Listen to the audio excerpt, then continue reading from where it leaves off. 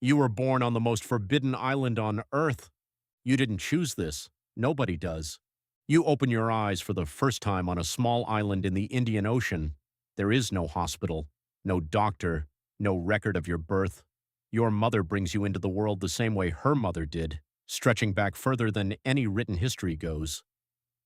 You are the newest member of the last truly isolated tribe on Earth, a group of people who have lived on this island for 60,000 years, longer than any other human population on the planet, without contact with the outside world. You don't know this. You don't know there is an outside world. This is your whole life. Your world is exactly 60 square kilometers of land, jungle, beach, ocean. That is everything. That is enough. You learn to use a bow before you learn to swim. Your father takes you into the jungle and shows you which tree produces the right wood for arrows. This knowledge was passed from father to son for 2,000 generations before it reached you. There is no school. There are no books. But there is knowledge everywhere, in the behavior of fish before a storm, in the way birds fly at dusk. You absorb it the way children absorb language, without trying. Fire is the most important thing your tribe possesses, a single flame that is never allowed to go out. Someone always watches it. You take your turn when you are old enough, sitting through the night with the jungle on one side and the ocean on the other, keeping the flame alive. This is not a punishment. This is an honor. The first time you see something from the outside world, you are around 10 years old. A shape appears on the horizon, large, metal, moving slowly with smoke behind it.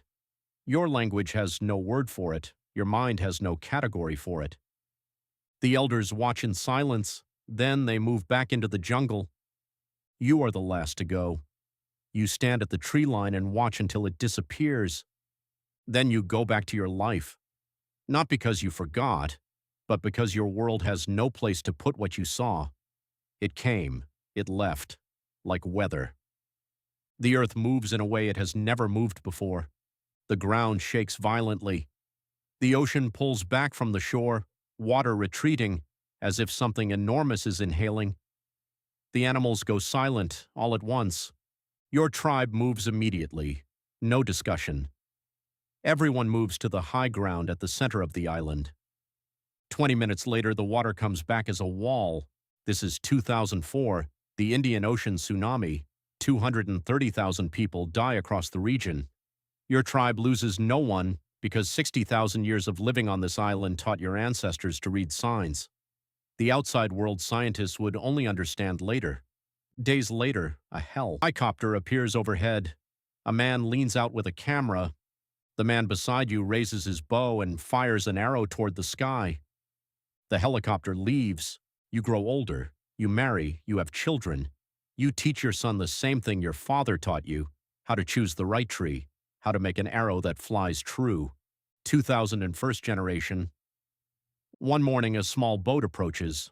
A single young man climbs out, arms open, calling out in a language nobody understands. His name is John Allen Chau, 26 years old, American. He spent years preparing to bring his beliefs to your people. He knew it was forbidden. He came anyway. Your tribe kills him. The outside world spends weeks arguing about it, about isolation, about rights, about what should be done. Your tribe discusses nothing. There was a stranger. Strangers are dangerous. This has always been true. The island closes again. Everything returns to normal.